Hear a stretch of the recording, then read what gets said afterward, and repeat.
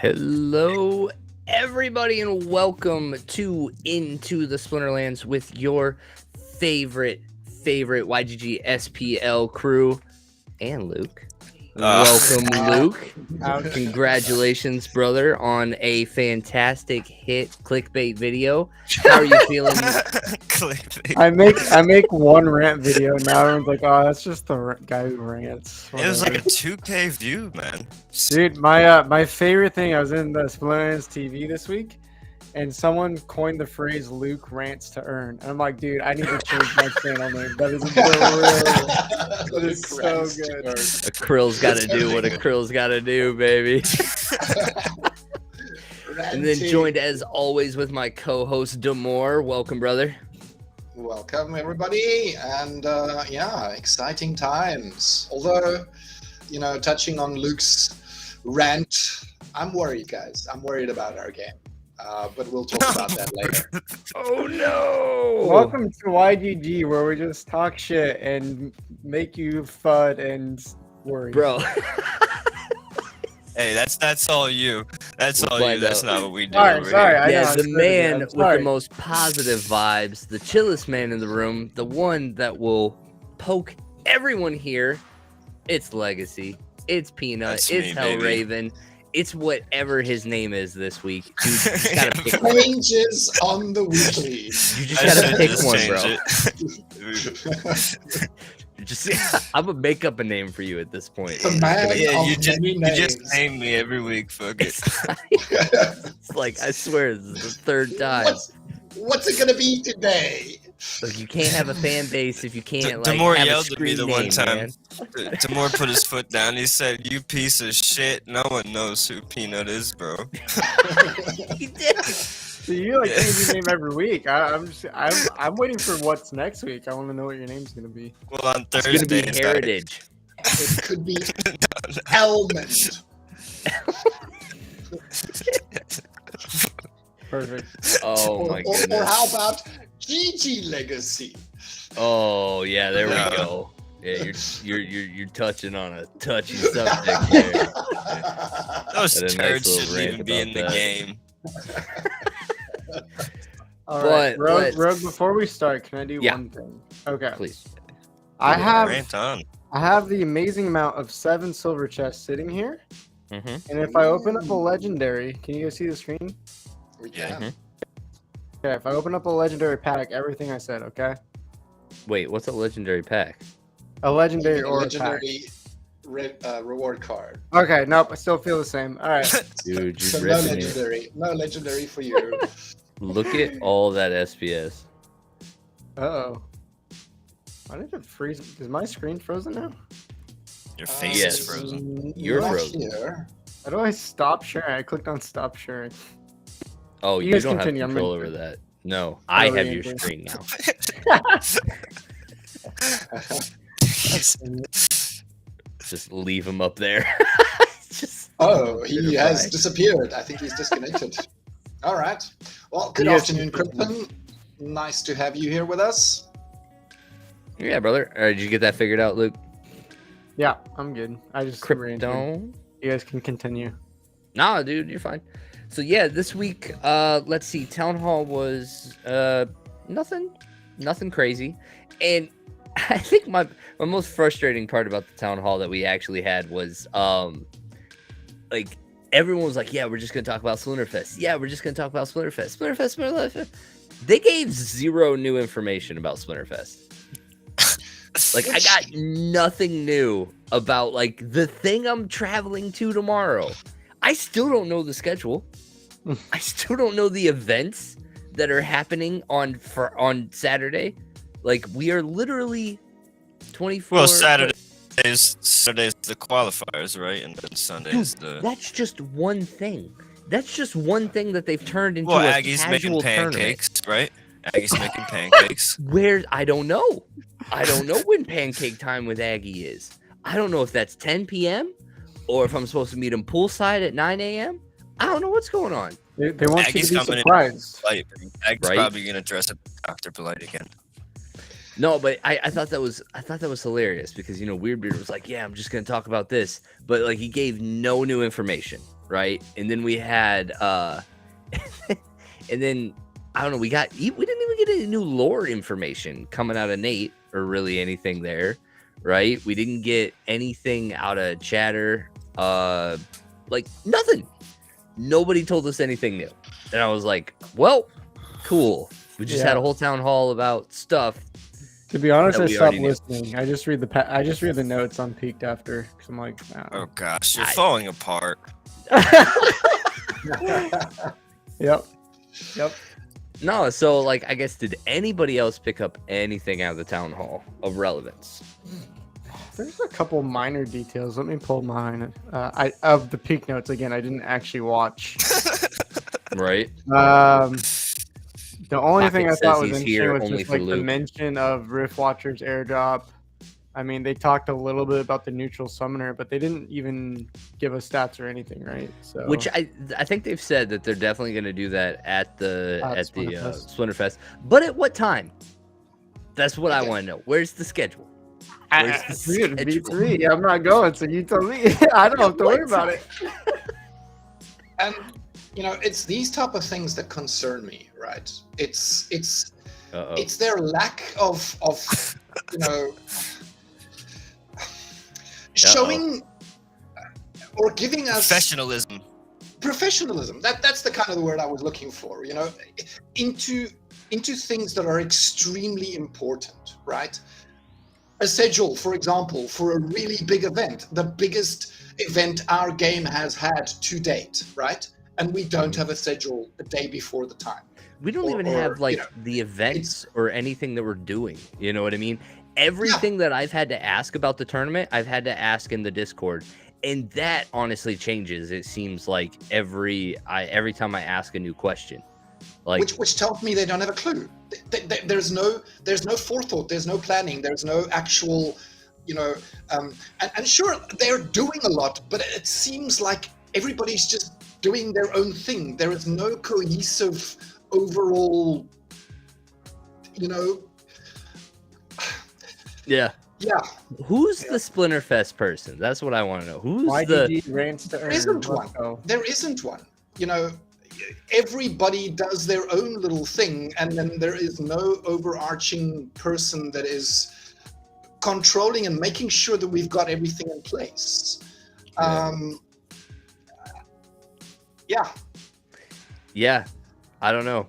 I'm not even a VIP, right? Could you imagine like the VIPs don't even really know like their schedule, you know what I mean? They're supposed to be like a VIP dinner or something for them, right? Like, what time is that? Like, where is it? What are they eating? Like, how does that event look? I think they're hoping that everyone's so drunk they forget about all this shit. Look, I mean, that aspect will always be there, right? Meeting people and interacting with fellow gamers. Yeah. That part's going to be awesome, right? Yeah. But I am concerned about what Splinterfest is going to be, and how it's going to turn out.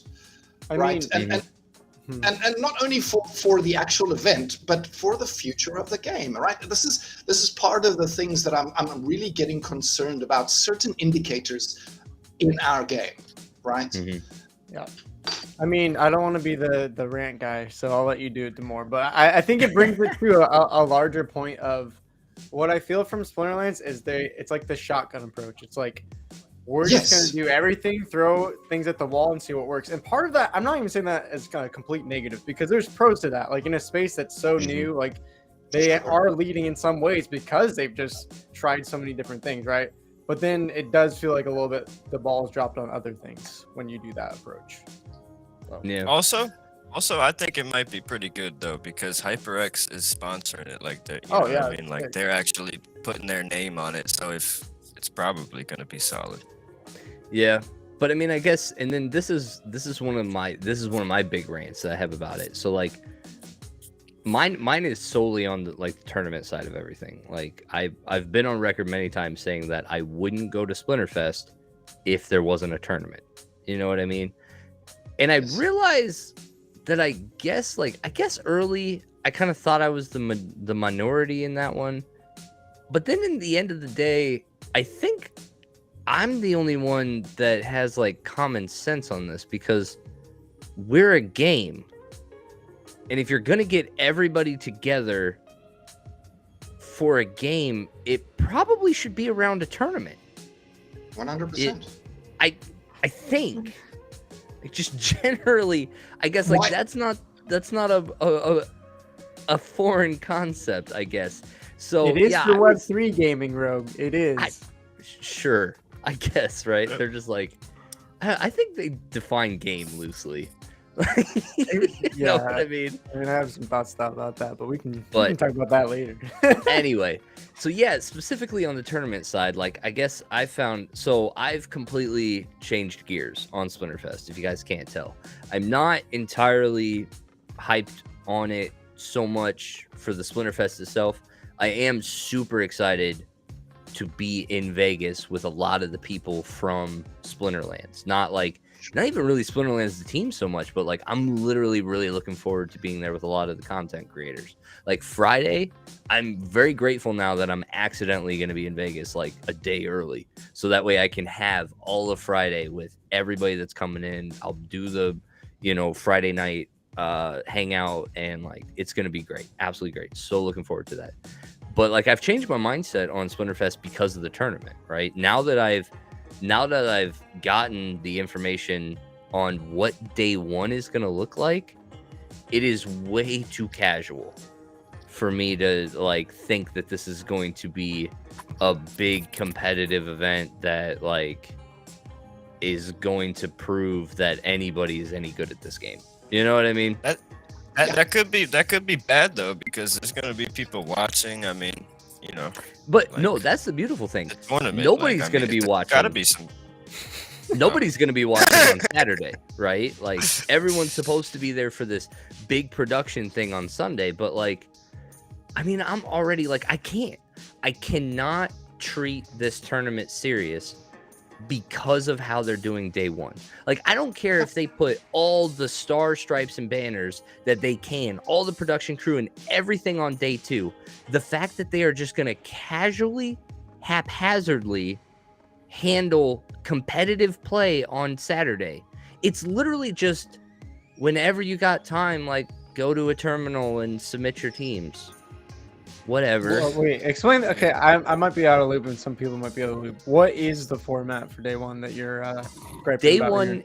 Day one is literally it's just like our tournaments online.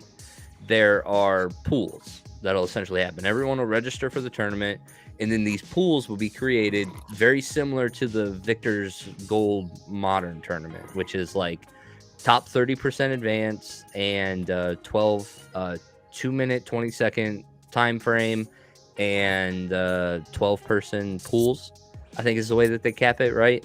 So I did the math, and essentially they're just going to do pool play till they get down to top 16, right? So if there's more than 55 players in these tournaments, there has to be 2 rounds in day one, right, to get to top 16, because top 30% cut isn't going to be top 16 if it's more than 55, right? So there's already that, and then, but that's essentially just where it's at, right? You get stuck in a pool, and then that's it. I've already gone on the record many times about why I don't think that's a way that you handle big tournaments, but more specifically, it's that you're just at this event, and you can literally submit your teams for this tournament whenever you want, wherever you want, I guess. Like, I originally had a big argument I had a big beef with this because Weirdbeard said that there was 4 computers in the back for this, and I'm like, we're running 2 tournaments on 4 computers? How are people going to watch this? Like, are they going to film it? No, nobody's going to watch day one. Nobody's going to watch day one. There is no day one coverage. There's no day one tournament. Let's be real clear about this. This is not a tournament. Like, you can't, like, this. It's not a tournament. It's like a crappily set up qualifier. Yeah, even You know what would have been better if they would have had like online qualifiers for this for like months. At this point, yes, 100%. If they were going to run it in this way, where it is literally no different than how you submit teams at home, There's no reason we shouldn't have had top 16 going into Vegas. For sure. You know what I mean? At this point, if this is the way that the company decides, like if they can't manage a giant tournament of 200, 300 people in person, then all qualifiers need to be online. 100%. Like you don't go to the big stage event until you're in the single elimination final, whatever, so that they can do their production stuff. Because like this way, I don't know, this way is so like the reason why I can't take this seriously is at this point, there's no judges on the floor. So like in a lot of games, like anytime I've done a trading card game, there's always judges on the floor to call for rules questions or anything along those lines. But those are also people that are just walking the floor, keeping an eye on everything, make sure no cheating's happening, anything on those lines. All the games are played out fair and stuff along those lines, right? There's not going to be any oversight on any of this. Like, dude, you should ask Uwe for his Google sheet. Download it, bro. I don't know, maybe, right? But like I don't think there's anything stopping like me and 3 other people from just like working together on submitting our teams. Sure. You know what I mean? Like maybe there will be something, but this is again 3 days before the event and I have to speculate on this kind of stuff.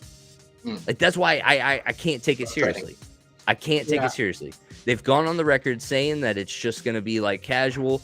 Ashley's been in there too, asking questions about like what are the time limits on what are the time limits on the rounds? How do we know? And they're just like, if we find out that somebody's like holding up the stuff and we need to move on to another round, we'll like make an announcement. Like specifically, I think he used the word like casually, just like monitoring the thing. And I'm just like, in my mind, this qualifier for the tournament, right? Or day one of this tournament is just another thing that you can do at the thing, right?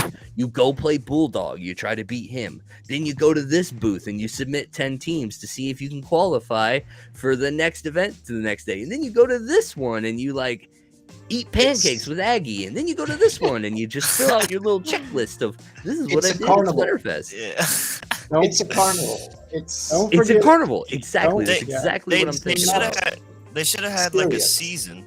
They should have had like a season, like a 2 or 3 month season with running tournaments, and then with like a point system, and the top 16 made it. You know, they should top 4 from America, top 4 from Asia, top 4 from Europe, top 4 from somewhere else that I can't. And honestly, even if they couldn't make it and they got top 4, Splinterlands should have just flew them in, right? Because I mean, listen, for a nice like the first ever like esport tournament, you know, like for Splinterlands, like this is big. I mean, what other game has rented out the HyperX Arena, got them to sponsor it, right?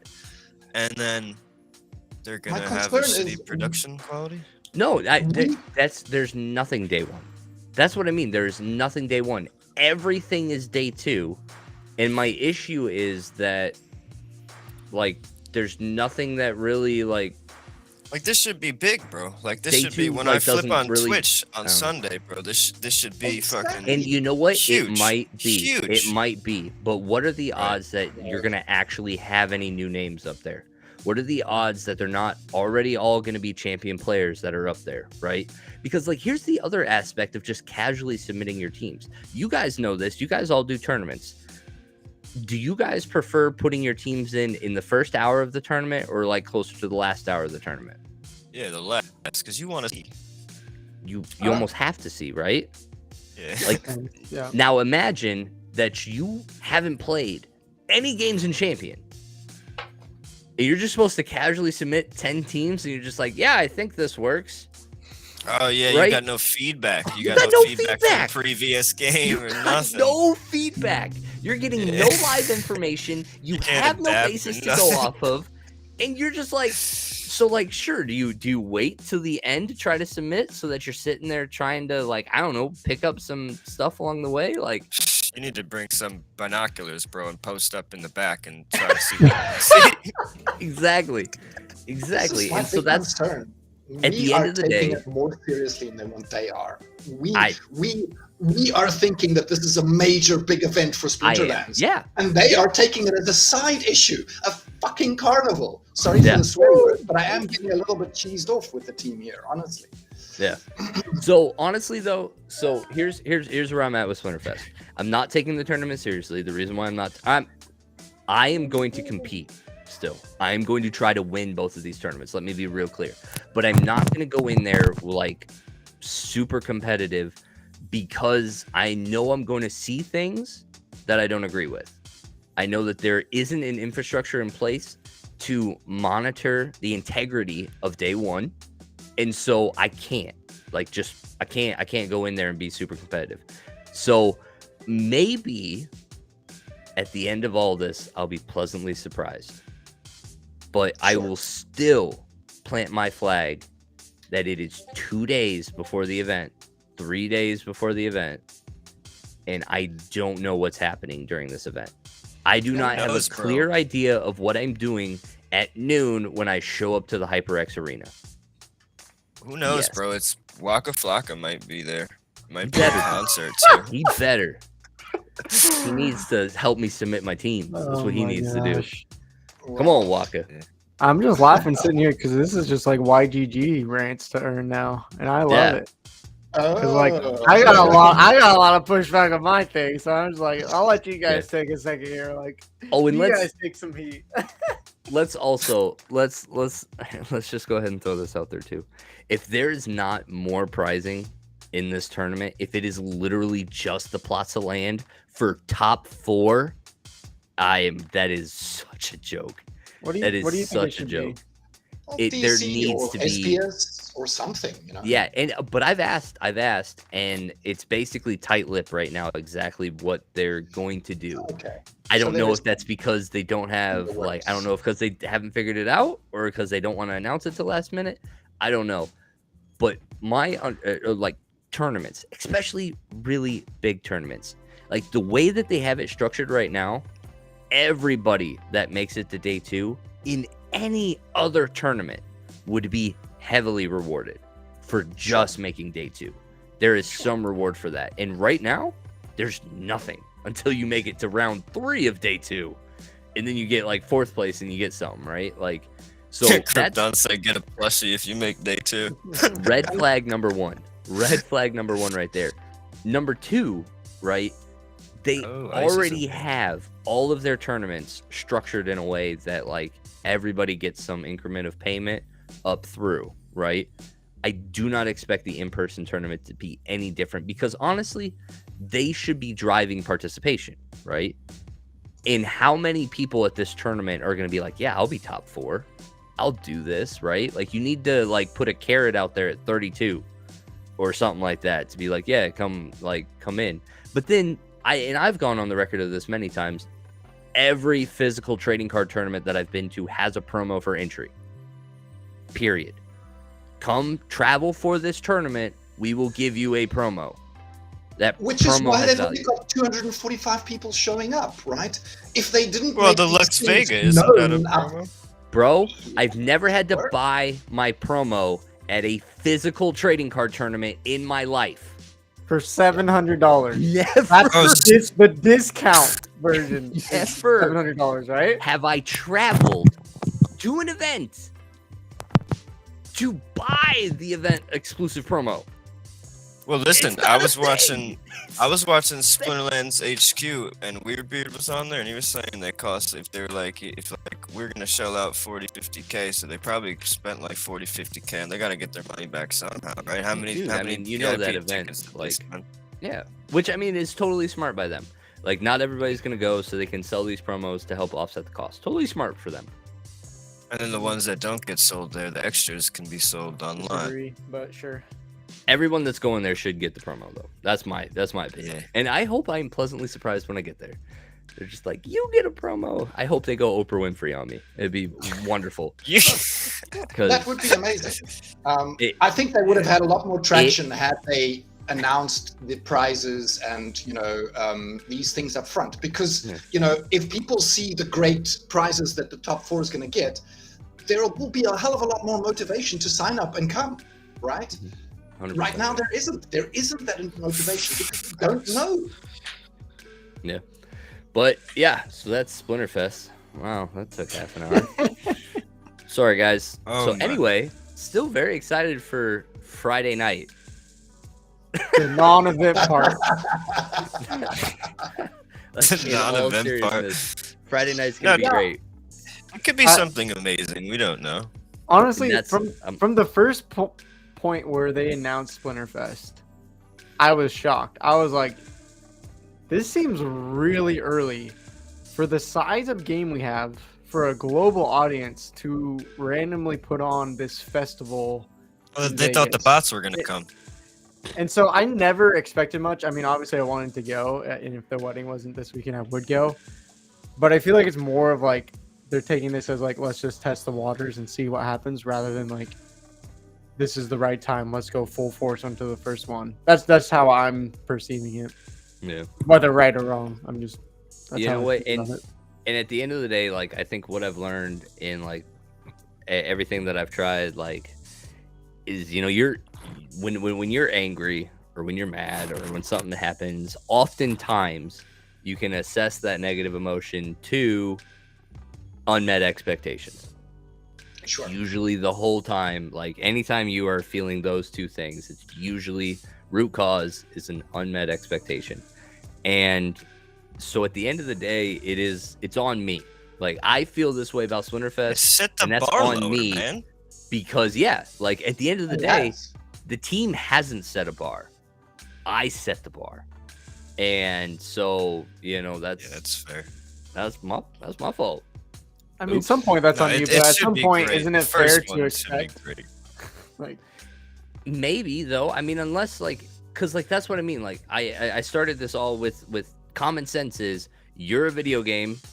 When you do an in-person thing to get a bunch of people around, you do a tournament. Like that in my mind, that's common sense. I could be way off basis. That might not be the Web3 thing. Like maybe they do in-person events that are literally just breakfast. $1,000 breakfasts. that was kind of the point in my video too. Like I know it was a long-winded rant, but it was the fact that I don't think this is the norm for Web3 games. I think that Splinterlands tends to be more of an NFT crypto project than actually a game in its focus, in its direction, in decisions like these. And some people came back about like, oh, it's about like you're talking about the earnings. You're just mad it's the bear market, blah, blah, blah. I was like, no, I don't care about the earnings. I'm not talking about that at all. Everything. What I'm talking about is, are we a game or are we a crypto project? And obviously we can be a little bit of both, but right now it feels heavily onto one side. Yeah. And I feel like that's just another example. Yep. No, so we'll see. Still going, and I'll let you guys know on the back end. We'll talk about it. We'll talk about it next week, what happened there. But I don't know. Anybody else got anything else they want to talk about Splinterfest or not Splinterfest? Because now I'm just. I would 100% be motivated to go to a Splinterfest tournament. I am completely demotivated, disinterested to go to $1,000 breakfast. They can take that breakfast and shove it up their arse. So I have zero interest. Take your pancakes. Exactly. Exactly. I mean, at the end of the day, yeah, like that's not like it's not every, and so like this is part of the frustration is like they come on and they say like we're supposed to be moving in this direction where we're onboarding crypto for everyone. And so I assume that like the in-person events are supposed to be like a for everyone type of thing. And this one isn't. It's not. So like maybe we'll do a different one later, right? Maybe there will be a more for everyone event later, right? But this one's just not it. So yeah, the words and actions, they're not lining up on this one. For me, it's inexperience, right? I think they've got zero experience in actually running a public event fest like this. Yeah. And that is the real issue here. I mean, it's a freaking ton of work. And usually those things, like if you think about giant video game conferences like PAX and stuff like that, they have massive teams working on that all year to set those things up. Exactly. Exactly. The thing is, though, there are professional teams that can be hired to do this for you. Why didn't they hire a professional team to do Maybe it they for did. I wouldn't know. They don't tell us anything. Okay. Their choice of team is a little bit, it's coming short. Will there be dancing and singing at Splinterfest? Yeah, I'm sure. Of course, because I know Aftersound's there.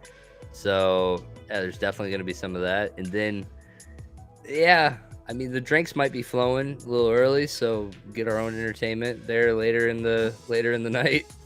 Sure. People getting drunk and doing things that they normally wouldn't. Let's go. Win at Splinterfest, baby. Win at Splinterfest. But let's see. So let's see. Moving on from there, I think I missed out on a really good conversation 2 weeks ago, right? When I was terrible internet. Like, you guys were talking, you guys were chatting about all the stuff that was coming, right? We were talking about tower defense, we were talking about Rooney, we were talking about Rift Watchers. None of that had came out yet, right? So now here we are, and we're on the back end of it all, right? Luke, you were very open about not wanting the Rooney. Are you still in that boat? Oh, or yeah. do you kind of think that 250 was a good? So I have the same problem with Vega too, because there's 1,000 copies. And Yeah. I already chatted with you guys about this. This is what I mean by we care more about the crypto and NFT project than the gameplay. Nope. Yeah. And Aggie briefly mentioned my video, which is fine. I didn't expect him to even watch it or whatever. Like, he just barely briefed on it during a Q&A section. Someone pinged me. It's like, dude, he talked about it. Basically what he said, and this, to be fair, he was responding during Q&A. This was like 15 seconds, so I don't want to put too much weight into this. But basically the response was, there are things we want to be accessible to everyone in this game. And then there's things we want to be rare and inaccessible for most people, so that we can drive value and one day say we created the next CryptoPunks and all these things and give people money, right? Like that's maybe a bad way of phrasing that, but that's kind of what the response was in a nutshell.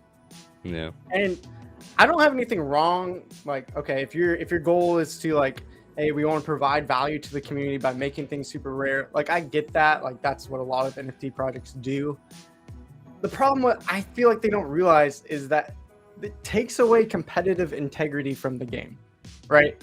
If Rogue has a Rooney of the 6,000 Roonies that can exist, sure, you can say, oh, who cares? Like, you're just going to lose maybe 1 or 2 matches differently in ranked play. Yeah. Sure, ranked play. Yeah, ranked play is crap. No one cares about ranked play. It doesn't mean anything besides getting your daily rewards. Exactly. For a tournament, or if you're trying to compete at the leaderboards, like, that matters if you have a Rooney or not. That matters if you have a Vega or not. So don't sit there and tell me that, oh, we're creating 1,000 Vegas or 6,000 Roonies and it doesn't affect the game. Like, it does affect the game. And unless you make Ghost Card tournaments and Ghost Card play open every single day, like Ghost Card tournaments, if it's open all the time, then that could help the competitive integrity. But even if you open up a Ghost Card tournament and it's 1 weekend a month, guess what? Rogue still has an advantage over me because he's been playing with a Rooney the entire month, where I've had to sit and maybe study matches. I mean, like, realistically, who's going to do that? That's no fun. Yeah. Like, that's what I'm saying. Like, they're doing decisions to help people get value out of their NFTs and negatively affecting the game, like pretending like it doesn't really affect the gameplay. And it does. It does. Yeah.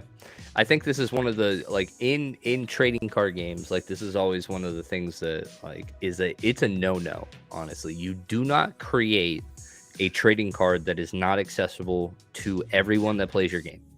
You do not do that, period, right? You have, like, everything in the trading card space will appreciate over time. That is the beauty of trading cards, right? Like, over time, they will accrue value. The better ones that are currently will be more expensive than others. That's just the way that this goes, right?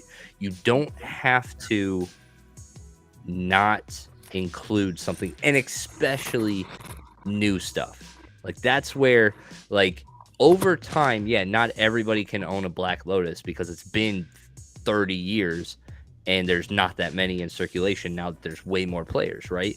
That is just a natural thing. So like, I'm here today, I'm getting Grums. They're pretty easy to get. In 5 years from now, there's going to be someone that's like, man, I can't get a Grum. And I'll be like beating them with my level 11, right? And I'll be like, meh, like my 11 BCX Grum. And I'll be like, suck. I was here 5 years ago. That's different.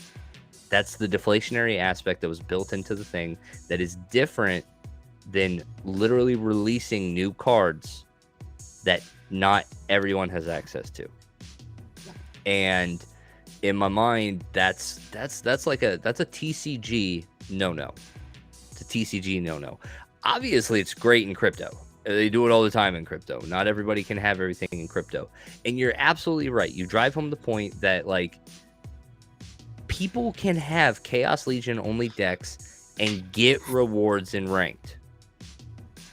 But that's not the game experience that's not what will bring in the Web 2 gamers. Like the Web 2 gamers don't just want to like haphazardly like do whatever. You know what I mean? Like, or even trading card players. Like, yes. I'm telling you on record right now, I'm a little bit arrogant.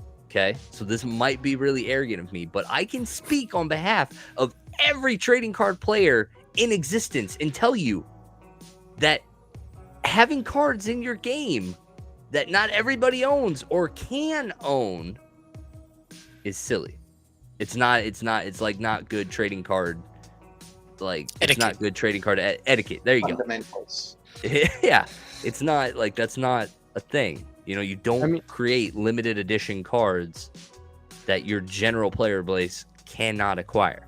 I mean, you're a massive TCG player, not just Splinterlands. I mean, like, can you imagine Magic the Gathering being like, we're gonna release a card that only 1,000 players can own?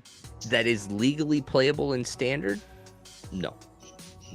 They've done stuff that's like collector's items and stuff before that like aren't legally playable in the most competitive If Rooney was just PFP, like, or like show in your game this cool skin, that's fine.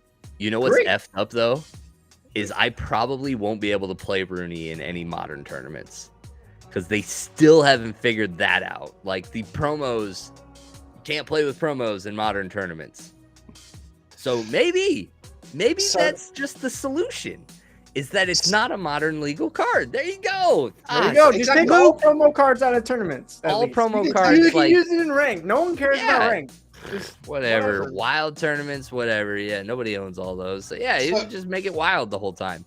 All promos going forward are wild only. All right, we solved it. There we go. That sounds good. That's fair good job, enough team. To me. Fair enough. Good job, team. Off box. But no, like, but yeah. Go ahead, so. That's that's just generally because I'm with you, and I've talked about it before. Like we make decisions in silver ranked, like you can play silver ranked with not fully maxed up cards because sometimes that next level, like going from 30 BCX to 60 BCX in silver on a common to get 1 health point makes 0 sense in ranked play. It does make sense in tournaments. Yep. It does make sense in trying to push leaderboards, like that. It does. So like that's where it's just different, you know. And so yeah, that's what we gotta. I don't know. Gotta drive that home somehow, but I don't know. I'm just gonna be around and I'll just keep voicing everything. I mean, I'm with you. I mean, I still have that, and part of me, like, I'm gonna do a video and I won't spell out the whole thing here because it's gonna take too long. But I think it is really a spectrum, and that's what we're going to see in the future. Like on one side of the spectrum, you have games coming out that are completely just, we don't care about crypto. Like we're just adding NFTs. Like you can throw out Blankos or Skyweaver, whatever example you want to use. They don't have any tokens. Then you're going to have some middle games that are more like, hey, maybe we have one token that's crypto, one that's not, and we're not decentralizing things, and we're just going to keep things really simple. Maybe there's one governance token. And then you got like the way over here, like we're all in on crypto and setting up nodes and setting up liquidity pools and all these crazy crypto things, which obviously I would be surprised if anyone didn't argue that Splinterlands is in that category, right? 100%. Like they're leading the way at the end of the day. All I'm saying is that like maybe that is what they want to be, and maybe that's success to them. I just think personally that category of gaming is gonna be a lot smaller, because like what are the percentage of people that you think are actually into finance? It's not a big percentage. At least in America, I can tell you most people are in debt, and most people that have money just sit in a bank account because they don't know what to do with it. Like they're not into finance. And so this was one of the things is like my transition into this game was only because like, look, I sold physical trading cards. Like I've always understood the value of my trading cards, and I've always sold in order to offset costs and minimize my ability or minimize my overhead to play these games at the most elite levels, right? So like Splinterlands had huge appeal to me because every card had value, every card was liquid, everything that I did in game, I could like, it just made sense. It was like an epiphany for me. It was like, that's hard to move. That's hard to move. This stuff's not hard to move at all if I have to and if I want to. And so it completely, but like the reason why I was able to do that is because there's only a handful of people in the trading card world that have their own stores online or sell on TCG Player or manage collections in that way.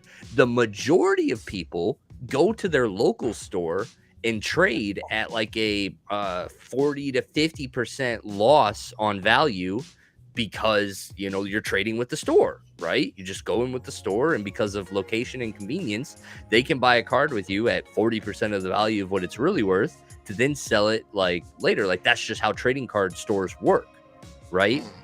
And so like, but there are people that are still invest in trading cards, buy a lot of trading cards, still barter with that system of loss, and are still involved because the game is worth it. Because everything that they do is like revolved around the game, right? There's few people in the trading cards that are in the economic side of it, right? The economic side is maybe at just 20% of all trading card players. I'd probably say 20%, maybe max, have like, think about it from an economic perspective. The majority of them are just casual players. Throw them in shoe boxes, like, so Luke, you're 100% right. 100% right. And the finance side isn't for everybody. What they've built on that side is incredible, and that's why they've 100%. That's why they've survived and Axie hasn't survived, or throughout another play to earn game, right? Mm-hmm. But I feel like they're resting in that area because they're leading in that area, and there's a lot of other games coming that aren't in that area that are going to take over, at least from getting Web 2 gamers into the space. Yes. Like getting Web 2 gamers into Splinterlands is very difficult. And like even I'll just give you one small example. I was on the Zen Sports podcast like almost a year ago now. Mm-hmm. And the host jumped into their team, like wasn't from Web 3 at all. And we were talking about Splinterlands. He's like, yeah, I tried to get into Splinterlands, and I was like, I was going on, and I wanted to buy some packs just to like test it out and have some fun, right? And this was in the pre-sale, so this must have been December. And he's like, I get to the page, I'm like, what the hell is a voucher? Where do I even get this thing? And so he was like, I just gave up. I'm not gonna buy packs. Like I don't care enough to figure out this complicated system. And even just something as small as that is a barrier, like, like it's a cool system. Like when you're in it, you're thinking about like, how do you get value to SPS? How do you burn SPS? Those things are like financially, that's a great system, right? But like, how do you actually translate that to everyman? And I just don't feel like we're doing that at all. Yeah. I don't know. That'll be the next barrier, is trying to figure out how to make it all make sense. Because I think about that like a little bit nowadays. Is like, now that I've been in this for I almost a year, I'd say. I think it's been over a year. I gotta have to check my Splinterlands account. But I think I've been playing Splinterlands now for over a year. And I can't remember what it felt like in the very beginning. You know what I mean? I can't remember how much I didn't know and how much I had to learn on the curve. because like I feel like I've been in it for so long. Any changes that they make are just subtle at this point because I've had a year to learn. So I'm actually very far disconnected from like that new player experience nowadays. So I was actually thinking about it. Maybe this is a nice segue. I might bot my account. And I might create an alternate account. Really? I might do that. That's a first. It is definitely a first and very anti-rogue. I don't even know who you are anymore. Right? Wow. Like that's Yeah, I'm the same though. I'm the same. I want to hear your reasoning though. okay. So recently, I don't have the desire to play ranked. I think it sucks. We need a best out of 5 playlist, bro. Like I want to pick. I have an opponent. I want to play in best out of 5. Okay. Yeah. No, I'm with you. I like that. But yeah, so it's like ranked is I don't know. Ranked is just kind of meh for me at this point. It's work, but it's not like good work, you know, at this point. And so I think I'd rather just have the bot take care of that. I think there's a lot of like I think I've watched enough videos now from Archmage and everything, and I think they've swayed me in the way of automation instead of botting. And so like I like that terminology. I think it works because I want to do tournaments. I want to jump on and take all our play, jobs, man. right? I want to jump on and play still, like whenever I feel like it. But like also when days go by where I haven't, I don't want to be worried. You know, I don't want to feel like I missed out on something or like that. I like, you know, I want to keep the train going, right? I want to keep everything going, and like it's not a lot. Like the stuff that I'm gaining right now isn't a lot, so I'm not really motivated to get more of not a lot. So I could just let the bot do it, and that way I can just focus on tournaments and just I don't know, relax. I guess 100%. For a little bit. So I'm right there with you. I wish I could just rent out my cards and play still in the tournaments. Play my cards in the tournaments. I know that's not going to be a possibility, but I totally agree. It's like ranked feels like a mess. It doesn't feel very fun or rewarding or meaningful in terms of competition. So it's like the only reason I would play ranked right now, and I'm going to be botting as well, is because if there's like with Rift Watchers coming out, I'm like, okay, it'd be nice to have like a little bit more practice in silver before going to some of these tournaments because I'm not used to these cards. Then it's like kind of useful as a practice tool. It's not really useful as like a competition thing. The only thing I've thought of that could maybe even make me interested in ranked is if you just get rid of the freaking leaderboard prizes the way they are.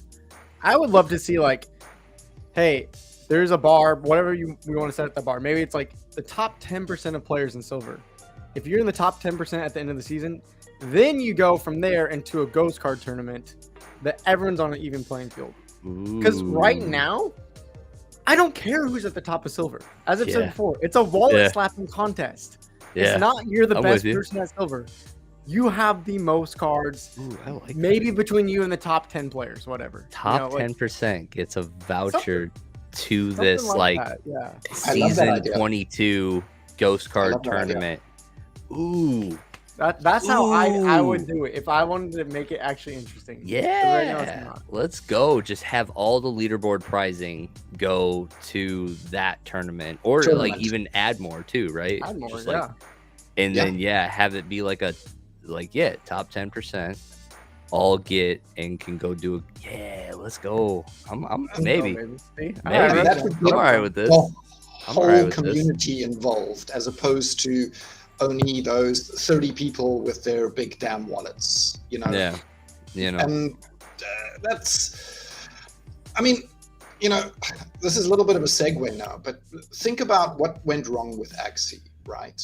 The whole I know nothing about Axie, so you're going to have to educate me. Thing with whales coming in, literally buying all of the cards on the market, having nothing available for new players to enter at a cheap cost entry, and they killed the game with that scholarship modality, right? Mm-hmm. And now we're thinking of doing an NFT or Nifty Arcade thing based on that same principle. So we're shouting. Well, the okay, Nifty Arcade, I think is actually I think it's a different mindset there. There's two sides to it, right? There's the scholarship side that they're trying to get going, and then there's also the you can rent a complete deck, right? Or guilds can manage their decks or their assets. Now the management aspect of it I like. I think that is very good. What placed the fear of God in me is the fact that the scholarship stuff, if it's done badly, I am really scared that we go the way of Axie, honestly. Okay. I could see that. I just wonder if we have so much right now. And like me personally, I'm looking forward to like the Nifty Arcade aspect, because I think that is something that like there are times, and especially with brawls, like I think brawls are one of those, like Legacy is going to push to tier 3 here in like 2 brawls or something like that. We'll be in tier 3 probably when they release SPS rewards. We are not entirely equipped to do that, right? And if I went to the rental market to try to get everything necessary to compete in Diamond or whatever, put your best player in the best fray, right? It would be nice if I had a one-click solution somewhere to fully equip myself for events like that. And under that same time frame, like the way that they kind of have it is, it's pretty cool. Like it'll be like my account, it'll be Rogue Patton, it'll be me, and I will get that entire deck, right? Like it'll come to me. It's delegated. Yes. Yeah, so then I can play in the other tournaments with that Diamond deck. I can do the brawl with the Diamond. I can like do a couple things with it, which renters are currently doing to offset their costs. But for me, it's overwhelming to go card by card. I would love to participate in that market if it was one click. So here's another side to that, right? As exciting as that sounds, what is that going to do to our rental market if all of our decks are suddenly available in Nifty Arcade and there's nothing available on the rental market anymore? I mean, in my mind, kill the rental market. I mean, but that is the new rental market. Like that would be essentially like the people that would get the best like delegations then at that point. But it's putting the ownership of those cards in one entity instead of now where the rental market is in people's hands, right? No, it's not Nifty. Nifty ran the program. Nifty's going to have a good amount of the cards, but there's also like players like you could go in and be like, here's my deck. I can delegate to somebody. Your own deck on there. Okay. All right. So it'll still be player. It's actually still the rental system, but it's just on a different it's market. Consolidated. Market. Yeah. Instead of going on an individual card basis, at least I think like I haven't. That's what I've been trying to listen to, because I think I'm really excited for that. I need that in my life because I think a lot of new players need that because they don't have the know-how to choose which cards to get on the market, right? Oh yeah. How do I get out of novice? How do I get out of bronze? You can just say, all right, here is a deck to beat the bloody bots, right? Rent this one and you'll get out of silver or you'll get out of bronze. Simple, one-click button, easy. Yeah, I like that. Yep, I like it too. Yeah, win SPS for guilds. I think they've talked about it potentially. Like when Mancer is back in chillin', like it'll be sometime mid to late October. Should be here soon. Yep. So that's what they've been doing that.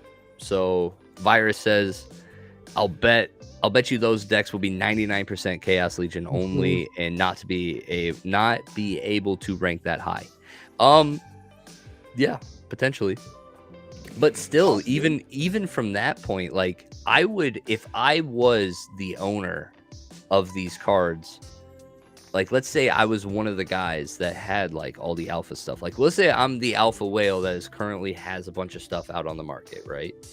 I would absolutely be grouping my collection to be like brawl ready rentals. You know what I mean? Yeah. Like, here's all of them. So that way, like, it's also like from the perspective of the renter, you're actually kind of forcing the hand too. Like, it should dollar cost average in there, because like there are some people that rent for these tournaments and they don't go like full collection, right? You know, so like, Yeah.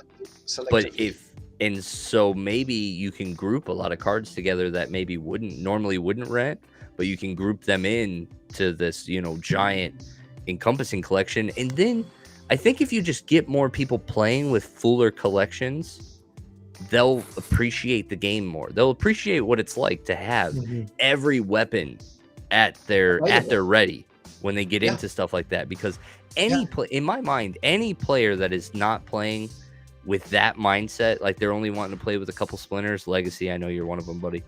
I think you're cutting yourself short. Like, you're also going with the ecosystem more than you are the game. You know, anytime you commit to only like playing 2 splinters or something, you're like, I'm gonna go to diamond with 2 splinters, and I'm like, bro, you're missing you're missing a ton of right game. Because the fun of the game is that you have all these options and you have to think through a plethora of options. Each rule set, each mana cap, like nothing is the same each match. If you have 2 decks, and I just did this last season, so I know recently what it was like trying to push to diamond with 2 decks. It's you have done about, I hope I get the right rule set for the cards that I have rented or owned, rather than it actually being a strategy or puzzle. It's just like, fingers crossed, baby. Give me the rule set where I know I have the cards that match. Or it's just, or it's like the law of large numbers. You're just like, I know, like, I could probably just lose all the ones that I don't have red available, and when red's available, I'll just steamroll. Right. Which is why rank play doesn't matter. It doesn't matter if you have a 50% win rate or a 52. Like, exactly. That's not the game. Tournaments is the game. Brawls are the game. Like, did you get to diamond with your 2 splinters, Luke? I did. So what I was doing is I rented out, I think I said last time, I rented out my entire deck. Yeah. And then use that to rent like half the DEC to rent my own 2 decks, because I didn't feel like playing gold was really that worth it. Instead, the funny thing is I technically made it to diamond, and I decided not to, so that I could drop back down to silver, because Rogue convinced me to sell off my gold cards and just funnel back into silver. Yes and no. Yes and no. I was also like, I was like, man, we should probably hold on to those golds, but like, I only sold the summoners. I sent the other cards to go have Splex rent them out. Got it. Cool.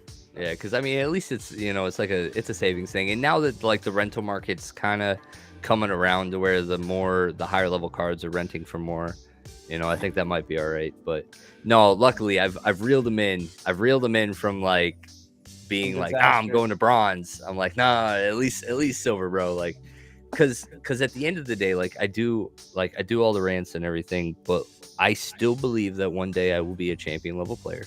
I do believe I will have a champion level deck. I will be in it for that level. And yeah, I don't see it happening though in like a couple years. You know, it'll probably be 3 years, because what'll end up happening is I'll just have to stay in the game for a while.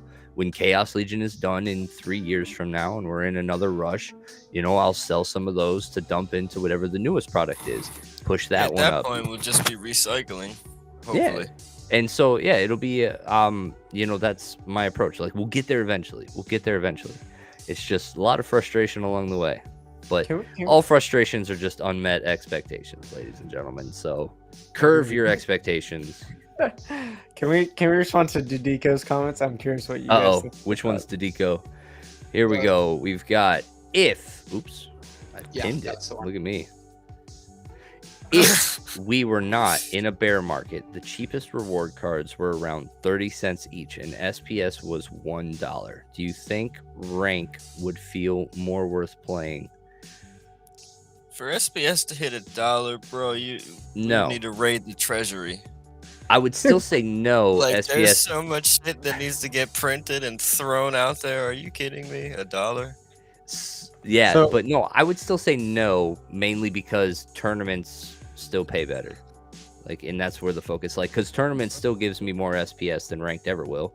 The cards, like, and this is always my argument, like, back when we had the people were bringing in those big DEC chests, and Infidel's on his channel, and he's like, I know this is a lot of DEC, but man, the cards are better. I'm like, you could buy 50 cards with that amount of DEC. Knock it off.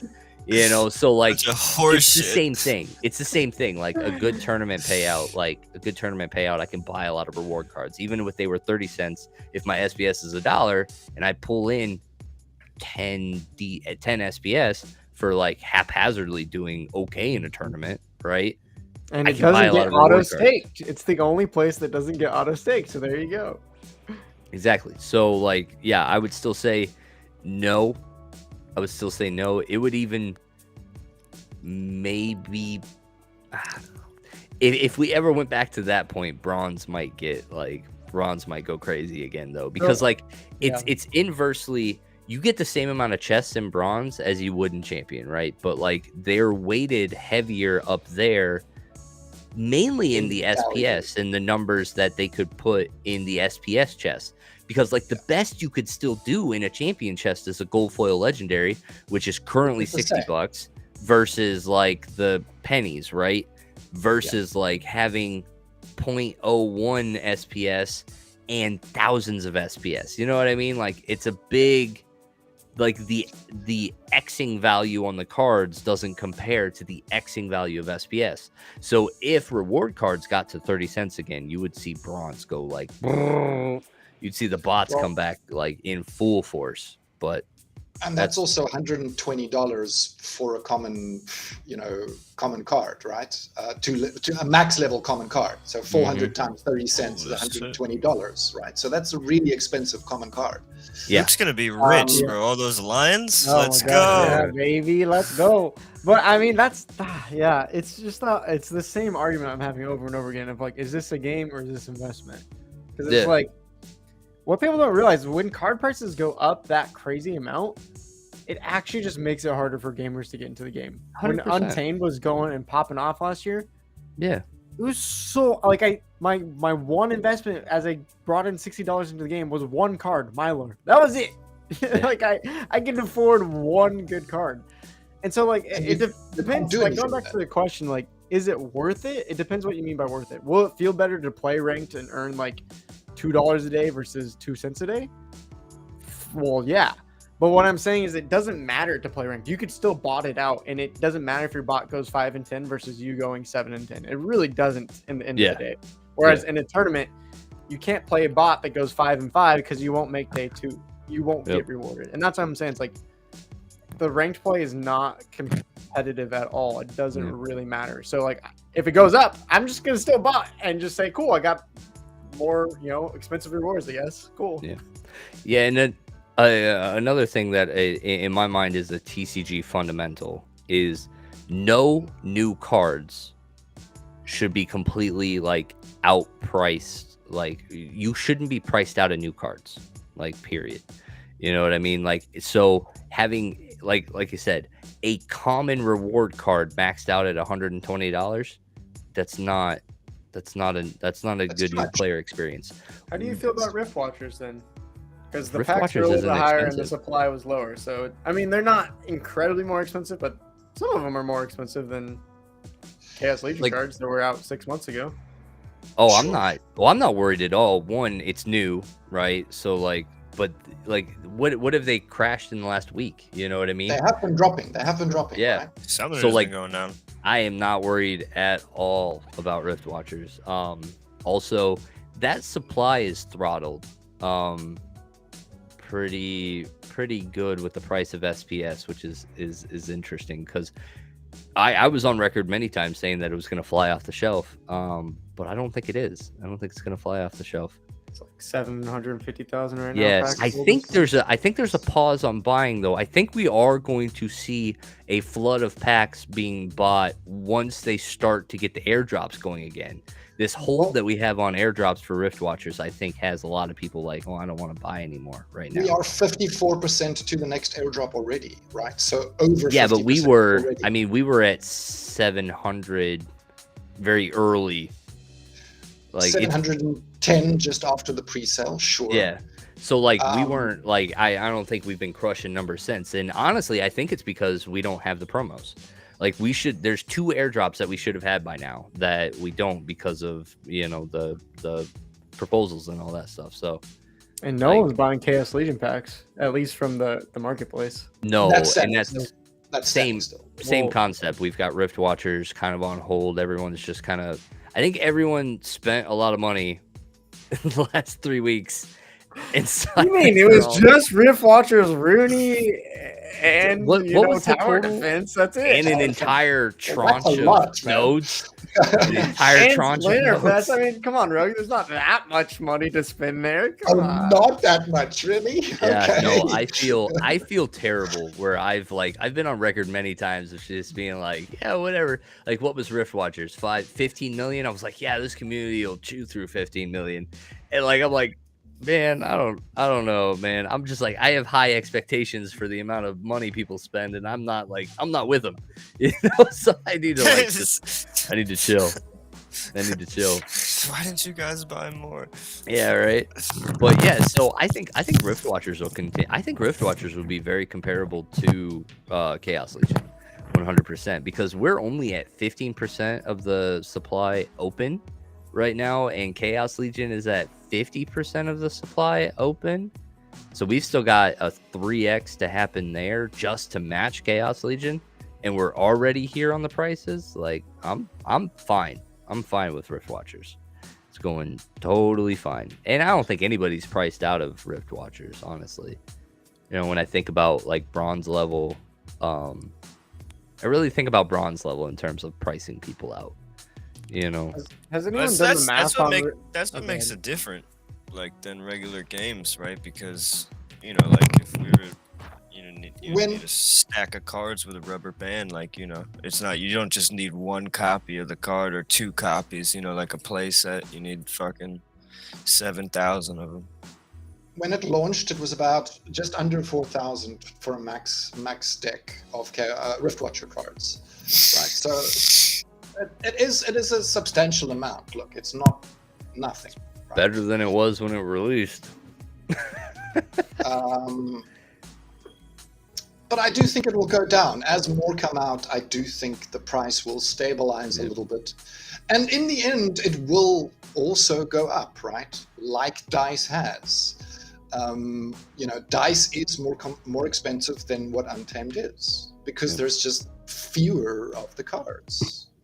Right. So Well, that's why I was originally asking you, Rogue, because it's like you're saying the newer set, and this is a mini set, but it's still the newest set, and the supply is lower. So, in theory, the prices are going to remain higher than Chaos Legion as the. But you have to keep in mind there will be an increase of available supply as the packs open up, right? And then there will be a decrease. So if you're there at the right time of that increase of supply, the price will come down, you can enter, and then you can get the benefit of the later increase when supply goes down. Yeah, so I think right now, there's really not because there at the end of the day there will be a supply difference. Like Rift Watchers will be less printed than Chaos Legion, but I don't think that'll reflect price here till we have another influx of people or the next bull run. You know what I mean? Like, those are the two things. Like, right now I think we have a saturated player base, right? And it's really just what the investors are kind of looking to do and what kind of bags they're looking to put together, because, you know, for the most part, I think people have gotten what they can afford or what they want, and it's just like steady gains from there. And so, yeah, I don't know. I don't think Rift Watchers is expensive. Super expensive. What is it for I bronze? also believe that there are people sitting on the side waiting, and I'm not sure why they're waiting, but they're not. I think they're purchasing waiting for the promo. bronze level decks. You know, they're renting cards. People like Dave Ira comes to mind, right? He's a consistent renter. He doesn't really have his own deck, in my opinion, right?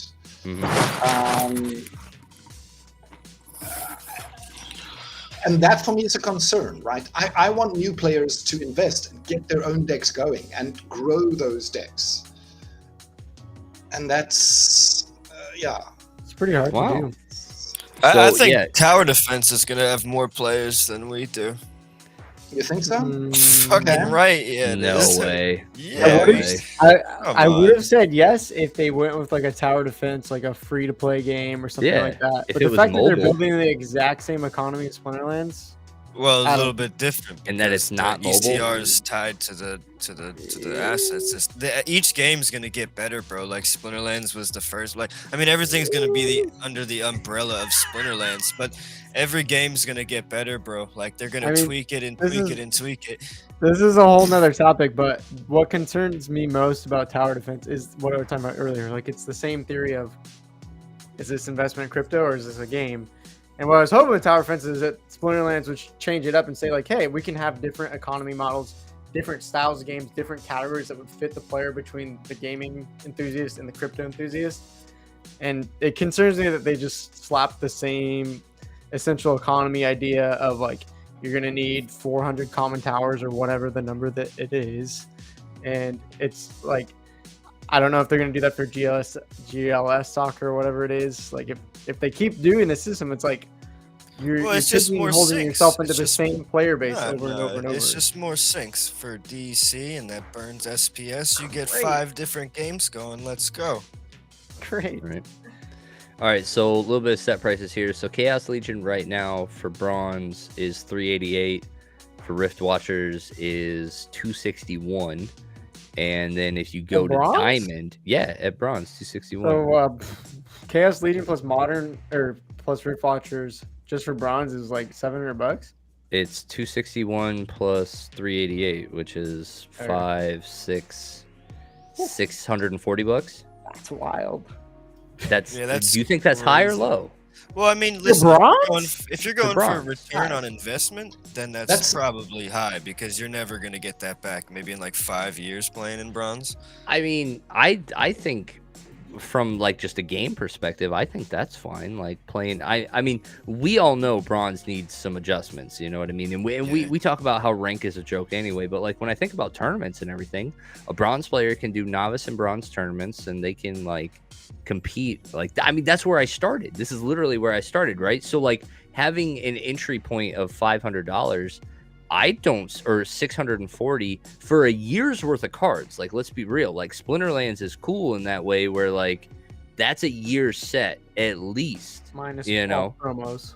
Yeah, well, I mean, Luke hates the There you promo. go. Yeah, 5 exit for the promos there, buddy. so like That's- in Magic the Gathering, you know, like a very competitive deck is probably $600 to $700 once you get into like the fetch lands or whatever Right. land is in Yeah, cycle but that that's you it. need. Talking though. about You the don't top have of to the go to top of- you don't have to go Yeah. to silver and then gold and then you But don't every 3 months they release new stuff that completely changes everything. So like that's what I mean. It comes with like pluses and minuses. So like for me, seeing that somebody can come in and like compete, like here right now, if they wanted to do that future proofing that I started with, where they were like, okay, Chaos Legion and Rift Watchers, I want to be bronze so that when Rebellion comes out, I'm modern ready for bronze. $640 right now. And Rift Watchers is going to keep coming down, right? Like it's not going to spike Well, from here. I would agree with you if they can figure out how to change the narrative around the best players of this game are the Diamond Champion players. Okay. I feel think you're that's a totally pretty there. I think that's a pretty pushed narrative. And so if I was to ask someone, hey, as a TCG player, would you rather spend $2,000 to be at the top of Magic the Gathering each year, or $800 to be literally at the bottom league of Splinterlands, the worst of the worst league? Yeah. It's a no-brainer, right? And so like, unless you Yeah. change the narrative, of like Ish. actually bronze players and being the top bronze player means something, then yes, I agree with you. I don't know, but like I would go out of my way then to talk to them and be like, hey, look that magic deck that you got right there that's worth 700. You gonna get 700 for that? No, like you can't. Like you try Sure, to you can- liquidate, you're getting 300 max. Like you're screwed. Come here, let me show you what it's like to have Come here. sustained value. Come Sure. here. Oh, how do you like those bulk cards you got? No. Come here, let me show you what we do with bulk. Yeah, we sell them for 1 cent a piece. And you know what? That is appealing to somebody. You know what I mean? Because Yeah. right now the bulk that we Yeah. have with stores is you go 1,000 commons for $3, so it's a third of a penny is the rate of a plastic or of a cardboard piece of card. Like, so yeah, Splinterlands is 3x higher. The value. Yeah. But as a Um, competitive player, I want to be at the top of the top, and that's So- never. I've come to the conclusion it's You're right. never gonna happen. You right. Because Never gonna happen if because if there that isn't- requirement is champion number 1. That is Yeah. literally never gonna happen. So like, oh yeah, you're right, because there isn't anything that like really makes you feel good for being a bronze or a silver player, and that's something And that the we've actually solution- done. Sorry, go ahead, Demore. Whew. You guys talk a lot. The Yes, we do. solution, Luke, is something that you mentioned earlier, right? So bringing in that ticket entry into the top 10% of players goes into a tournament where a big prize pool is at bronze level, at silver level, at gold level, at champion level, at diamond level, right? Mhm. That will bring that, level of great achievement as well as level of earning at your level, At your own level, yeah. at your own level, right? Yeah. So Sure. I think it's quite an easy solve. Yeah. yeah. So And part of we- it, sorry, real quick. I No, know you're the fine, most you're fine. I talk about it, so. Go ahead, brother. Part of it, even just framing it in bronze, silver, gold champion, right? Like coming from a non-TCG background, like instantly what my mind thinks of is, oh, I'm playing League of Legends. There's a bronze, silver, gold, blah blah blah blah blah. If I'm in bronze in that game, guess what that means? I'm shit. Like in Splinterlands, it doesn't mean that, right? But that's Yeah, how like yeah. the perspective. Like, how do you change that perspective? Yeah, that's true. That's true. You're absolutely right. You're absolutely right. Yep. So yeah, I think I mean the one thing that we've done as YGG to kind of do this is like when we're doing our GAP program, we actually have something specific for league specific champions. So like we have the leaderboard set up for like tournaments and everything, participation to look at the best tournament players, but then we've even broken it down one step further of like how well did people perform in different levels of tournaments.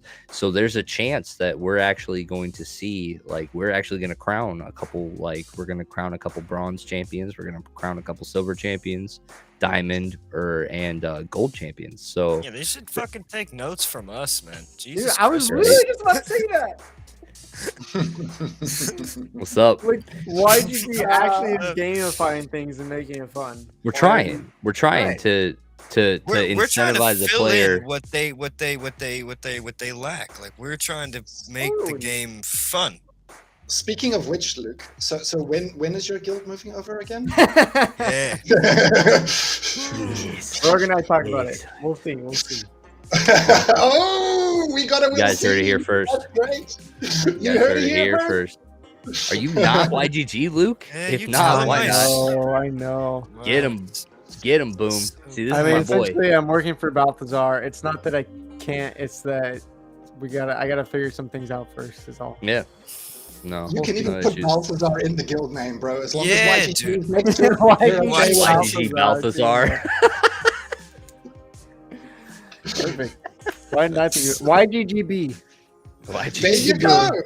There you go. All right, homies. Well, we are an hour and a half into this. Does anybody have any final thoughts they want to kind of throw in there? This was crap. This ended up being a rant video. Okay, not final thoughts. You have to say one good thing about Splinterlands. Splinterlands, yeah. You ready? You have to one good thing.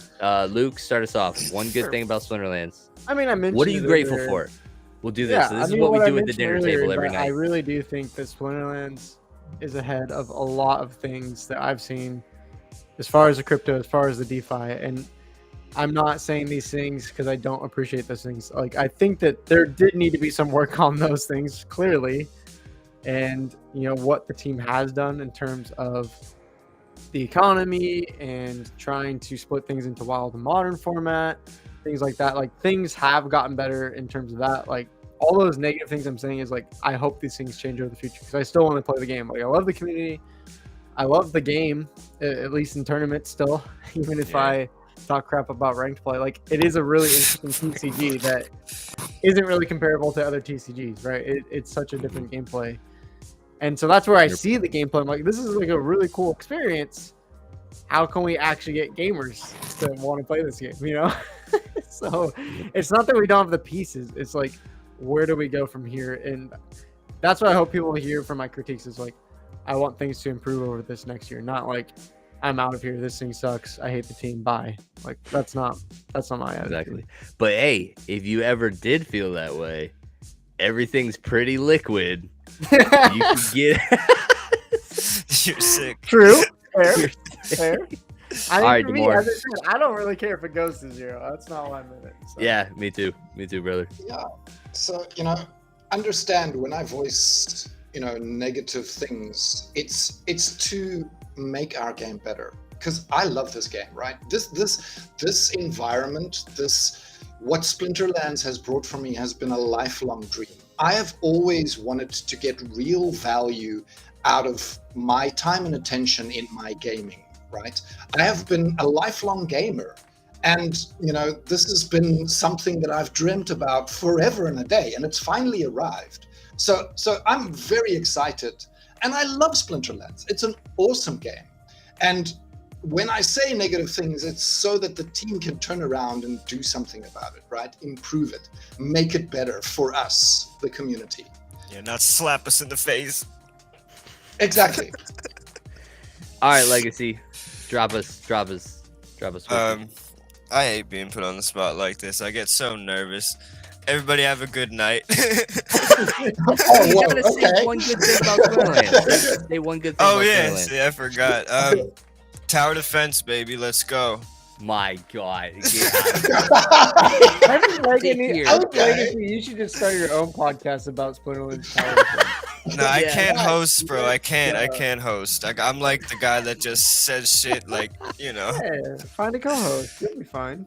I like it. It seems like you got a lot of good thoughts on it. All right, homie. So yeah, you know, I think for me, Splinterlands definitely has the ecosystem side of things pretty cool. And for me, I understand trading cards to the level of like I can be patient today, and I think that's one of my biggest frustrations is I don't need stuff to pump today. Like it's not like trading cards don't pump. To the moon. Trading cards appreciate, you know, and so that's why I'm here. Everything has value today, and that's awesome. And I know in 5 years it's still going to have value, and it's going to appreciate over time. And so I'm grateful that Splinterlands has been here for as long as it has, so that I could find it when I did, right? And I'm grateful that we're in a bear market right now, so that I can make moves and positions and be in here in the grind with you guys, because like right now, yeah, there is a lot of stuff to be frustrated about, but at the end of the day, we are playing Made a it game. this far. Yeah, and we are playing a game. Like, even though we argue sometimes that the team doesn't prioritize the game as much as it prioritizes other stuff, we are still playing a game. We get to get on here and we get to talk about the game all the time, and this game is causing some of us to travel across the country, across the world, to go to Las Vegas this weekend. This game has caused myself to join in with YGG. It's caused Luke to get in with Balthazar. Like, it has opened up many doors for a lot of people that have dove in to this. And so everything that we talk about is out of love, because I think we are in something very special, very special, and we want it to last, because there are other people that didn't get in this last bull run that are going to be in on the next one, and I want it here for them. and I want it here in 10 years. I want it here for my kids when they become old enough to play this. You know, I want this to be around forever. So thank you guys for joining us in the chat. We appreciate you guys. Rogue for president. Rogue for president. I think you bring up a good point. Sorry, that one of the things I'm going to talk about in my video is that It was beautiful. yes, we crap on the team and some of their decisions, but like ultimately, like what I'm going to talk about is it's not just the team, because now that we're going to governance proposal, we're all in this together. So like it's not just a them versus us thing. Like it's like, oh, what does the community do? And we've all been a part of this for a year, and none of us have done a very good job of changing the narrative of this is just an NFT project to like, let's talk about the game. And so I appreciate what you guys are doing at YGG, because it feels like you guys are actually doing that. So honestly, if they're going to do anything, just hire Rogue on with Weirdbeard and go make a competitive, fun team feedback group. Boom. Yeah, you should get hired. Excellent. No, I appreciate you guys. But yeah, we are going to raid our friend Steve R over on Twitch. He's currently on the Splinterlands TV channel. So stick around and I will send you guys all over there from us. So from YGG SPL, this has been Into the Splinterlands. Thank you very much for tuning in, and we'll see you this weekend for the YGG SPL Weekend Challenge. Smaller crew, because some of us will be in Vegas, but still a great tournament if you're around. So see you around. GG. Cheers, guys.